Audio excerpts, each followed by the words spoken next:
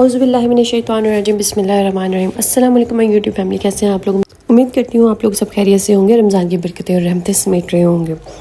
رمضان کا مہینہ زور و شور سے جا رہا ہے، ہم سب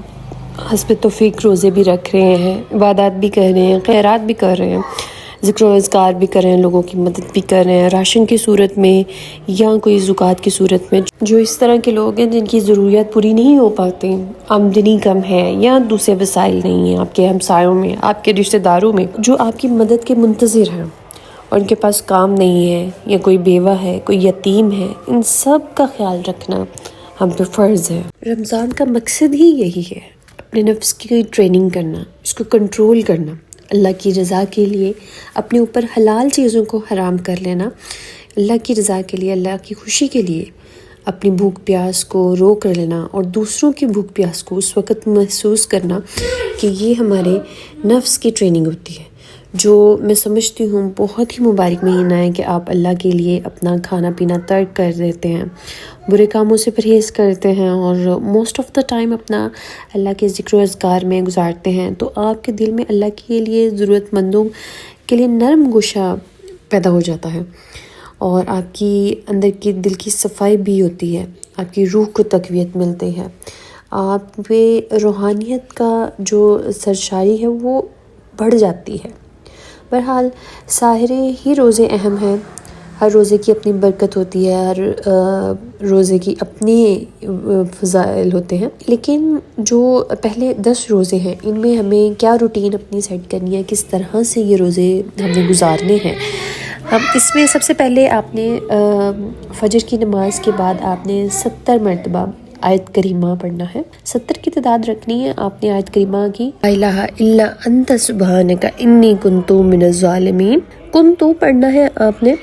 کنتم نہیں پڑھنا، اکثر روانی میں تیزی میں پڑھتے ہوئے کنتم پڑھ جاتے ہیں، جس کا مطلب نعوذ باللہ بہت ہی غلط ہو جاتا ہے۔ اس آیت کریمہ کے مطلب کو پہلے سمجھیے، لا الہ الا کہ اللہ کوئی عبادت کے لائق نہیں ہے، انت سبحانک بے شک آپ پاک ہیں، آپ تمام غلطیوں سے پاک ہیں، انی کنت من الظالمین اور میں ہی خطا کار ہوں، مجھ سے ہی غلطی ہوئی ہے۔ یہ اللہ تعالیٰ کو بہت پسند ہے۔ اس دعا کو حضرت یونس صلی اللہ علیہ وسلم کی دعا سے یاد کیا جاتا ہے اور اس کے بارے میں حدیث ہے کہ نبی پاک صلی اللہ علیہ وآلہ وسلم فرماتے ہیں کہ اللہ تعالیٰ کہتے ہیں کہ اگر یونس صلی اللہ علیہ وسلم مجھے مچھلی کے پیٹ میں ایسے ہی نہ پکارتے، ان الفاظ سے نہ پکارتے، تو وہ قیامت تک مچھلی کے پیٹ میں رہتے۔ اللہ اکبر۔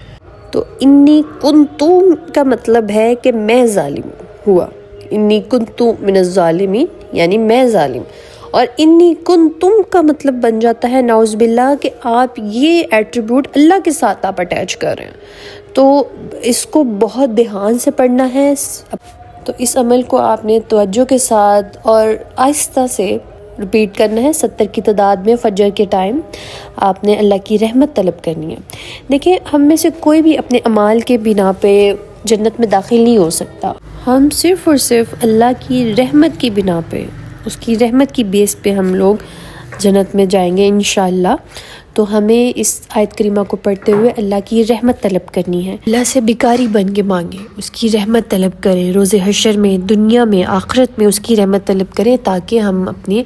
گناہوں کا کفارہ ادا کر سکیں، ان سے جان چھڑا سکیں۔ تو پہلے 10 روزوں میں میکسیمم آپ نے کوشش کرنی ہے کہ 70 مرتبہ فجر کے بعد آیت کریمہ پڑھیں۔ ویڈیو اچھی لگی ہو تو لائک شیئر سبسکرائب کر دیجیے گا۔